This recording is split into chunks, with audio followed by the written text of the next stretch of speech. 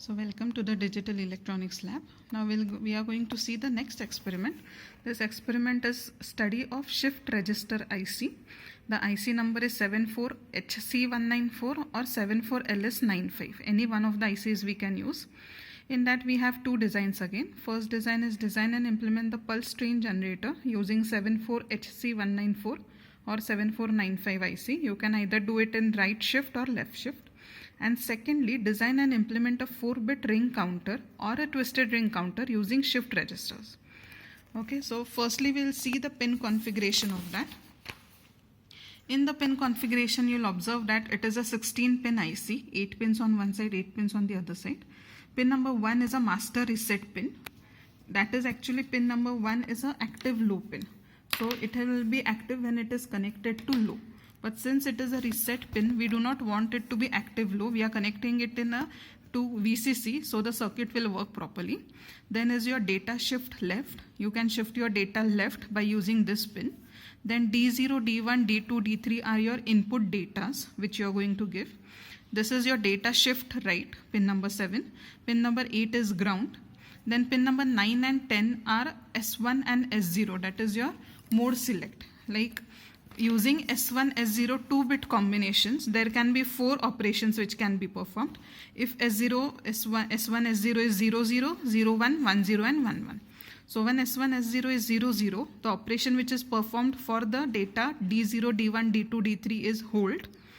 If the combination is 0, 1, the data would be shifted to right. If the combination is 1, 0, the data would be shifted to left. And if the combination is 1, 1, whatever input you are giving, same output you will have. That is, it is a parallel load. Then at pin number 11, you have clock. Pin number 12, 13, 14, 15 are your outputs. Q0, Q1, Q2 and Q3. And pin number 16 is VCC. Now we'll go to the first part of that aim. That is the first part of the experiment. Design and implement a pulse train generator using IC 74194. Use right shift or left shift for the sequence 110, 1011. Now the sequence generator using right shift, left shift and using counter was taken in unit number 4. Okay, Yavle ma'am has conducted this particular example in the class, but first for the revision purpose I'll just revise this quickly. Now for designing, we can start with the length of the sequence. Now this is the sequence which is given 110, 1011. The length of the sequence is 7. Using this formula, this is your 2 raised to n minus 1. So this is your capital N. Capital N is equal to 2 raised to n minus 1, where n is the number of the flip-flops. Now putting the values, capital N is the length of the sequence which is 7, is less than equal to 2 raised to n minus 1, which will be 8 is less than 2 raised to n. Therefore we'll get n is equal to 3. So as we have got 3, we'll start with QA, QB and QC, only 3 flip-flops over here. Whatever sequence is there, we have to write it down vertically, 1, 1, 0, 1, 0, 1, 1, and then shift it in this manner as the arrows are drawn over here. So we will get this QB column and we'll get the QC column. Then we have to find out the decimal equivalent. So for 111, the decimal equivalent is 7. Again 111, decimal equivalent 7. 011, decimal equivalent 3. Like this, you have to find out all the decimal equivalents. In this, you will observe that 7 number and 5 number is repeating itself. So this repetition of decimal equivalent should not be there. So what we have to do, we have to increase the flip-flop by 1.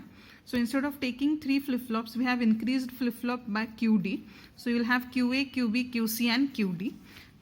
Same procedure you have to do. Write down the sequence vertically 1, 1, 0, 1, 0, 1, 1 in the first QA. And then you have to rotate it like you have done in the previous step. And then you have to find out the decimal equivalent. After finding out the decimal equivalent, we'll observe that there is no repetition of the decimal equivalent. After we have found out this, again we have to rotate this one. So 0 is gone over here, 1 is gone over here, this one is here, this one is here, this one is here, this 0 is gone over here, and this one is gone at the up. And using these 2 columns only, you have to fill the K-map. Now when you are filling the K-map, what has to be done? You can observe that for the 14th cell, the value of K-map should be 1. For 15th cell, the value should be 0. For 7th cell, the value should be 1. For 11, 5 and 10 cell, the value should be 1. And for 13th cell, the value should be 0. So this is obviously a 16 cell K-map because you have QD, QC, QB, QA over here. So here you will have QD, QC and here you'll have QB, QA. According to this 14, 15, these cell numbers are filled with ones and zeros in this K-map and rest of the cells are filled with don't care. Now here we are getting 3 octates over here. So this is your first octate, this is your second octate and this complete is your third octate. According to that, this is the equation obtained. So this is the equation for first octate, equation for second octate, equation for third octate. Then the final equation you will get it is qa.qb.qd the whole bar. So we are going to use a NAND gate for that. Okay. So we'll see the diagram. In the diagram of 74194, now this is your pin number 11, which is clock, which we have already seen. Pin number 16 is VCC, pin number 8 is ground. Now these are your input pins 3, 4, 5, 6, which has to be not be connected. It are no connection, no input has to be given. Pin number 1 has to be connected to logic VCC. As I have told you, it is your master reset. Pin number 10 and 9 has to be connected to logic VCC and logic ground because 10 is given to VCC and S0 is given to ground. That is, we are giving 1, 0.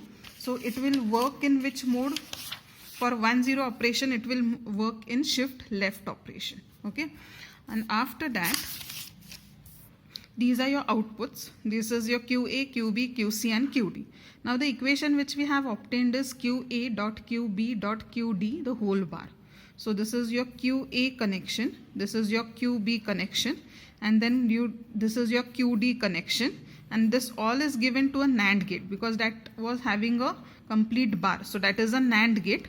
But this 7420 NAND gate has all the 4 inputs. But here we are giving only 3 inputs. So the 4th input by default has to be given to VCC because it is a NAND gate.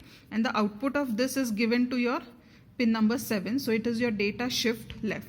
So as we have explained, this will be a data shift left circuit. And if you see the output will be in the format of the K-map which we have filled, like this one.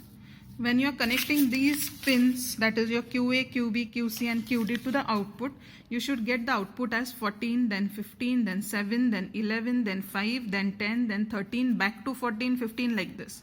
So it is a data shift left because we are using it in a shift mode.